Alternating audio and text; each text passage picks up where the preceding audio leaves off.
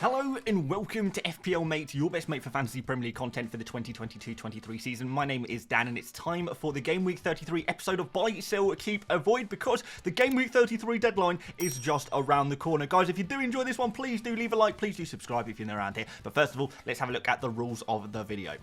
Okay, so buys are plays you probably don't have but should consider bringing in. Sells are plays you probably have but should consider removing. Keeps are plays you might be thinking about removing but I think you should keep them. And avoids are players that are pretty hyped up right now but I think there are potential traps that should be avoided. 2 players in each category. Let's start off with some buys. Okay, so our first buy is going to be Erling Haaland playing against Arsenal at home. And I know a lot of people have sold Haaland recently due to his blanks and his injuries. And as such, not too many people have him actually at the moment. A lot of people have left him behind in some way or another. And I actually think he is the player to own this game week and the player to captain as well. And I know that sounds controversial up against Arsenal, but Arsenal have been a really weak defence recently. They've just not been keeping clean sheets at all. 3 goals conceded in the last game and then 2 goals in each of the games before that. That's 8 goals conceded in 3 games, and it's not like they've been unlucky to concede these goals. They just have been really poor defensively, and that's maybe down to a couple of absentees in the team, Zinchenko kind of being injured at times, and we've also seen Saliba has been out and he's going to remain out for this Manchester City game as well, maybe into Game Week 34 as well. So things are not looking good for Arsenal at the moment, and Man City, looking to go top of the Premier League, are going to be wanting to capitalise on this, which means hopefully Erling Haaland is going to get a lot of minutes in this game, and it's definitely going to be a really strong captain option for you guys. So he's only played 2 games in the last 5 game weeks, which has maybe kind of made people forget just how good he is, but in those 2 games, despite the fact he's played something like 110 minutes of football, he's scored 4 goals during that time with 2.13 XG. He doesn't need too many chances to score his goals. He is just so clinical. You really like one of the best players, one of the best finishers in world football, if not the best finisher in world football at the moment. So yeah, definitely a player you desperately want in your team to play against this Arsenal team that are struggling defensively. I would get Erling Haaland in no matter what the cost. He is the #1 player to own for the rest of the season. You absolutely must have him, particularly for Game Week 34 as well, where we've got Fulham and West Ham, a double game week for Man City, where he's going to be the standout captaincy option for that game week. But I would go 1 week early. I would not overestimate Arsenal. I would not overrate them, and I would just say, hey, Man City right now are in a better spot, and that's just kind of what we have to accept. Erling Haaland is going to smash it. Okay, so the second biggest transfer target, I think, for the remainder of the season is actually going to be Solly March. Like, I know we're talking a lot about Manchester United players that perhaps you guys have sold recently, or other Man City players you might want to bring in. And I know there's a lot of hype around Liverpool players as well, which I definitely do understand. I would definitely be considering some Liverpool players as well. But I do genuinely believe that the second most important player to own in FPL right now, between now and the end of the season, is Solly March. And that is because the sheer quantity of double game weeks that they have at their disposal. Doubles in 34, 36 and 37. That is 3 double game weeks in the next, well, 5 game weeks. So in 5 game weeks, there's 3 doubles, and even the single game weeks are against Nottingham Forest and Everton at home. So there is such good fixtures and such good opportunities for Brighton. Now, if we're talking about who is the best player to own from this Brighton team that plays so many fixtures, there is no doubt in my mind that it is Solly March. Yes, Dan is bringing up the Solly March propaganda once again. I'm wearing the Brighton shirt as well. I'm not even going to lie to you guys. I'm going to be incredibly overhyping of March right now, because I really do think he is that good. I do think he is Brighton's best player, Brighton's most important player. You can see by his numbers recently that although he's only got 3 assists in 4 games, that doesn't look too great on the face of it, but his underlying numbers really are so good. So in just 4 games in the last 5 game weeks, yes, he's got his 3 assists, but he's also got 1.57 XG. And a lot of people are writing off March and saying, well, he's got a decent XG there in 4 games, but I mean, to be fair, maybe he's just a bad finisher, but that is not the case. When you actually watch Solly March in this game, he's been super unlucky not to score in some of these games. It seems like everything has gone against him in terms of goalkeepers making wonderful saves, and we've seen, you know, this hasn't even been counted, but, you know, we've got the kind of situation when Harrison scored the fake own goal and March didn't have that goal attributed to him. So March has been super unlucky not to get goals, and I have to say, what I believe is a big part of playing FPL to a high standard is predicting who is going to be the future of points rather than just looking at the past points. And we need to look at the indications that suggest when a player is likely to get points in the future rather than just dwelling on the points of the past. So the underlying numbers are incredibly good. 1.57 XG, 2.37 XA, 12 shots, 8 in the box, 2 big chances, and an insane 18 key passes in his last 4 games as well. He is the creative mastermind, but also the primary goal threat in this Brighton team, when I just feel like he is head and shoulders above all of the rest. So definitely, guys, for me, I will be looking to keep Solly March in my team for the rest of the season. I'll even be looking to captain him in game week 36, where we do have that double game week for Brighton. So overall, a must-own player, an incredibly underappreciated player, consistently compared to some of the other Brighton players, but I think for me he is number 1 and a must-buy for anyone who has got free transfers to use this game week. So who to sell? Well, I would be selling Saka. I feel like he is the kind of player who I'd be looking to sell. In fact, in general, Arsenal players are definitely players that we kind of look at their form recently. Yes, they are scoring goals, but then you look at these fixtures and man alive, it's not looking good. If there's any a good time to sell a player, it's when they're about to play Man City away from home. But then even after that, we've got Chelsea at home, Newcastle away, Brighton at home. These are not easy fixtures if you're an attacker. These are strong defenses. In fact, they're arguably the 4 top defenses in the league at the moment, which I know some people are going to say, well, Chelsea are not amazing, but they still manage to keep things relatively tight at the back. So in general, this is just a really a bad situation for any attacker to be faced with these fixtures. And when you're spending 8.5 million on that kind of attacking player, it's probably going to be a little bit of a waste of money. You're not going to get as much returns as you might be able to get from some other players. Now, yes, Saka has got some decent returns recently, 3 goals and 2 assists, but his underlying numbers are not reflecting that. So he has been overperforming quite a lot. And I don't think he's going to be able to do that when he comes up against these slightly more difficult opponents. So yes, 1.71 XG, that does look good on the face of it, but really that kind of includes the missed penalty. So his non-penalty expected goals is kind of around 1 XG, and 3 goals with 1 XG. That's not so good all of a sudden. Obviously been overperforming on his expected assists as well. He's been taking, he's been taking the odd shot. He's been making the odd key pass, but these are not phenomenal numbers. These are decent numbers, considering he's had some kind of okay fixtures recently. But when you take these numbers and you compare them to some other players, and you compare them to the fixtures, you compare them to the fact that Saka and Arsenal have no double game weeks for the rest of the season, it really does make Saka quite an easy sell, particularly if you're trying to go for some other midfielders. Maybe you're trying to get a Brighton midfielder in, maybe you're looking to get Mo Salah into your team, or Jack Grealish or someone like that. Saka is a really easy player for me personally, I think, to sell for this game week. And I would definitely be looking to sell your Arsenal defenders as well. I would say that this fixture run is arguably even more difficult for a defender. And considering how bad Arsenal's defence has been, I would just be selling all of them. I'll put Gabriel here because he is so expensive as the most important Arsenal defender to sell. But I would also be looking to sell Zinchenko and Ben White as well. 0.34 expected goal involvement for Gabriel. So that's goals and assists combined. Obviously, he hasn't got any attacking returns in the past 5 games, but still pretty low there. In terms of defensive numbers, 9 goals conceded for Arsenal in the past 5 game weeks. Like I said, 8 of them were just in the last 3 fixtures, and 9.64 expected goals conceded as well. So it's not like Arsenal have been unlucky. They are truly just a bad defense right now, conceding a lot of goals. So there we go, guys. It's not really a great time to own Arsenal defenders in general. Sell them all, move to some other players. I would be looking kind of at maybe a Manchester United defender, maybe get a Brighton defender. You get a Man City defender potentially there, or you could go for like Trent Alexander-Arnold or something like that if you want to go for a kind of a high upside Liverpool defender for double game week 34 as well. But there's definitely a lot of options out there for you to sell those Arsenal guys. So I'm going to put Bruno Fernandes as a keep for now. Now, there are a couple of kind of rumours murmuring around that Fernandes is kind of maybe slightly injured. He came off slightly earlier than expected in last games. But some people are kind of saying, Fernandes is just knackered. He's played a lot of minutes recently, and he's just so reliable that he probably will play against Spurs. But I'm going to kind of hope that Fernandes is available for this Tottenham Hotspur game, because if he is, Spurs have been in such bad form recently that you really expect Manchester United to go out there and absolutely destroy them. Real big reaction against Spurs after last couple of results.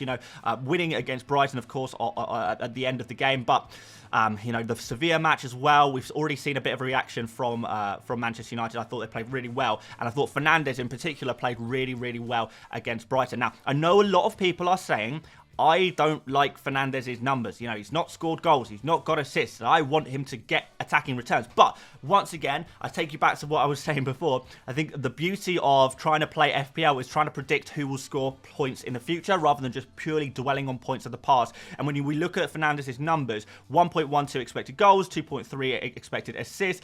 He's taking a lot of shots. He's making a lot of key passes. Again, this is from a very small amount of games. How high his underlying numbers are, it does kind of suggest to us that points are on their way. And if he's going to be available at the very least for that double game week against Aston Villa and Brighton, I think that's going to be really, really nice for him as well. And again, Manchester United have another double game week in game week 37. So overall, I just feel like Manchester United players, I want to have a couple, and it's difficult to pick exactly who. Fernandes you want, Rashford you want, you maybe want Luke Shaw, you maybe could go for David De Gea instead. I'm not really sure exactly which players to go for, but there's not a huge pool of Manchester United players to pick from really. So definitely feel like Fernandes, if he is confirmed available, is a player who I would 100% be keeping. I would not be looking to move him on. But if we do get the news that he is out, then I would still at least consider seeing if you can just bench him for this one game week. I know a lot of you guys are going to have one kind of strong kind of forward or midfielder on your bench right now who you could consider playing instead of Fernandes, or at least having them, you know, ready to go just in case Fernandes is unavailable. And if that's the case, then, you know, you're covered then, and then you've got Fernandes ready for the double game week. But the upside here is that you get one of the most informed players who, yes, technically they're not scoring goals, but they're playing incredibly and creating a lot for their teammates and taking a lot of decent shots and are on penalties, playing against a Spurs team who are firmly out of favour. Yes, if you just look at the points alone, it's going to suggest sell Fernandes, but honestly, I feel, guys, that he could go really, really big in the next few game weeks. I really, really do. It's all the signs are there for an explosion, and he's going to be a bit of a differential as well, as not many people will be willing to keep him. But for me, I certainly am. Next keep is Ollie Watkins, which I didn't think I would have to put in this video, to be honest, but a lot of people are selling him. I was looking through the numbers of most sold players in FPL in the run-in for Game Week 33, and a lot of people are selling Watkins, and I know kind of why. I know a lot of people are looking to get Erling Haaland back into their team. I know a lot of people are looking to get Jota into their team as well. Yes, I love those picks, don't get me wrong, guys, but at the same time, I feel like we have to make sacrifices in the correct areas, and Watkins, yes, he did blank against Brentford last game week, but that really was a one-off in about, what, 2-3 months worth of insane results from Watkins. I'm not going to use one game week to kind of try and write Watkins off, because he has been so phenomenal. And I know as FPL managers, we often have very short memories. We can often be very, very reactive, but I would definitely be holding the patience for Watkins against Fulham at home, one of the worst defenses in the entire Premier League this season. They really haven't been too great. They picked the numbers up a little bit after the World Cup, but have been straight down since then. I definitely think Aston Villa will score a few goals against Fulham, and if that's the case, Watkins is going to be involved. I mean, look at these numbers, guys. They really are phenomenal. You don't see numbers like this for a Premier League player in a sample size this small. You know, it's just so rare. Like 5 goals, 2 assists, 4.51 expected goals, 1.58 expected assists, 21 shots, 20 of those in the box as well, 8 big chances. These are insane, and he hasn't even taken a penalty during this time. He's on penalties as well, so there's so much that can go right if you're a Watkins owner, and so much that can go wrong if you do decide to sell Watkins in Game Week 33. Come Game Week 34, I definitely understand why you would potentially not have Watkins in your team. I'm probably looking to bench Watkins for Game Week 34 just because of the fact that so many other teams have such good double game weeks. But even after that, we've got Wolves away, we've got Tottenham at home. Could these be even more opportunities for the in-form striker of the Premier League to capitalise? He is one of the few players who I think, despite the lack of double game weeks, I'm still super confident about this player for the rest of the season. And I know a lot of people will be looking to sell him at one point or another, but I think that's a dangerous game you're playing. So certainly this game week, for Game Week 33, in a fixture this good, a player in this good form, there's no way you should sell him. Keep Watkins. On to the other side of the coin, and I guess I'm going to put Mings as an avoid. And I know Aston Villa have kept some clean sheets recently, and honestly, I do expect Aston Villa to keep a clean sheet against Fulham as well. I think there's a fairly good chance that that will happen, despite the fact that, yes, Aston Villa are still massively overperforming their defensive numbers. I mean, look at this, guys. 7.61 expected goals conceded, but only 2 actual goals conceded. They're not going to be able to keep this up, don't get me wrong, but Fulham and Wolves over the next 3, they look like okay fixtures, but looking through the whole rest of the calendar for FPL, these are really the 2 game weeks that Aston Villa do have good defensive fixtures. Aside from that, they're playing some of the toughest attacks in the league, so I don't expect there'll be too many clean sheets for Aston Villa for the rest of the season. I think 33 and 35 are kind of your 2 only opportunities for clean sheets, and saying that, you know, Wolves have been capable of scoring recently. I wouldn't write off Fulham's attack completely either, so in general, I just feel like this is kind of a pretty negative transfer to make. The one exception would be maybe if you are either wildcarding next game week or you're maybe free hitting next game week, then maybe if you just desperately need any defender just to cover you for game week 33 only, then that's fair enough. But in terms of trying to get value for money from a player for the rest of the season, because remember, we haven't got too much time left in this season. We've got 6 game weeks left, and I would really be prioritizing those transfers on players who have double game weeks, players who have really high upsides, players who have a lot of fixtures in the remainder of the season to kind of take advantage of. And Tyrone Mings, unfortunately, just does not have that. So, yeah, Ollie Watkins, a different scenario for me as far as I'm concerned, because he's just in such good form, and you can certainly say with attackers, they'll score against anyone. With defenders, it's a little bit different there as well. You know, in a difficult fixture, you're kind of likely to concede. So, yeah, I would not be going for Tyrone Mings this game week, despite the fact that I actually think he's not a bad player to own for 33, not a bad player to own for 35. If I had Mings already, I would definitely be keeping him, at least for this game week, but I wouldn't be buying him either. He's kind of a don't buy, don't sell kind of player. And my final avoid is Martinelli, and I know I spoke about selling Arsenal players, and I definitely do think that would be the case for the majority of them. But there's one player who I would probably consider keeping, and that would be Martinelli. If I had to think of a player who I think can get something out of these games, it would be this guy, and he has been the primary, most in-form Arsenal attacker, or Arsenal player in general over the past few game weeks. He really has, like, he's just the best Arsenal player to own at the moment. He's a little bit cheaper than some of the other attackers. He's got really, really good underlying numbers. He's performing on the pitch as well. He's looking good. He's looking confident. So, yes, it sounds like I'm talking very positively about Martinelli. So, yes, he would not be a player who I would automatically sell. You can definitely consider selling him, but I wouldn't automatically be selling him. But what I certainly wouldn't be doing is buying him. And I know a lot of people are looking to buy Martinelli. That is not something I'll be looking to do right now, because I do feel like we need to be moving forward with our midfield slots at the moment. There are certain midfield players at the moment who I just feel like are, you know, just so high priority compared to Arsenal midfielders. So the likes of Brighton midfielders, you want to be at least doubling up on Brighton midfield, maybe even tripling up on them. Manchester United, you probably want at least 1, or maybe even 2.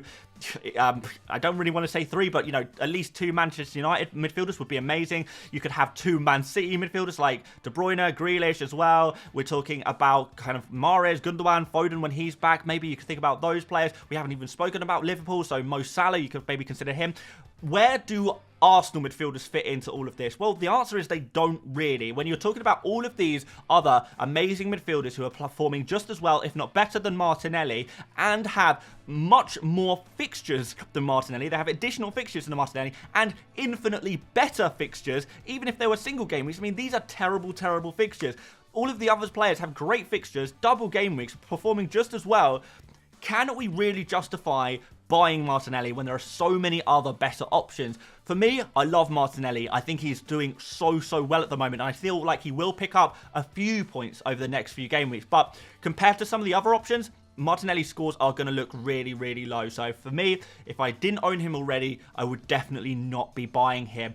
Is he a don't buy, don't sell? Potentially, but I think you could potentially sell him as well. But certainly do not buy Martinelli. There's too many other better options in midfield right now.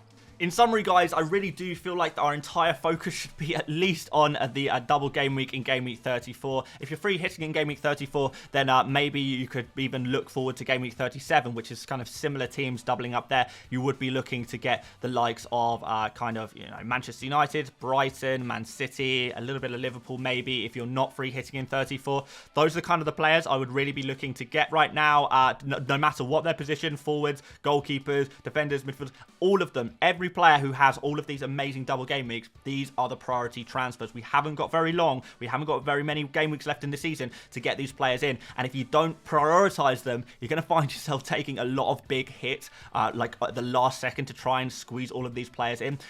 which is not something we want to do ideally. So let's get prepared. Let's get prepared for all of these big doubles, all of these amazing fixtures coming up with the double game week players. Sell our single game week players, sell our players who don't have very good fixtures, get rid of them, and let's move on to bigger and better and higher upside things, I suppose. Thanks so much for watching today, guys. If you wouldn't mind dropping a like, that would be massively, massively appreciated. Do subscribe if you are new around here as well. Got my team selection video that's going to come out bright and early tomorrow morning, and then we'll be doing a deadline stream, of course, ahead of the Tuesday deadline. We don't see them very often, but there we go, guys. Thank you for watching once again.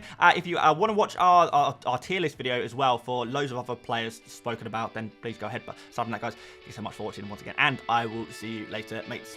Bye-bye.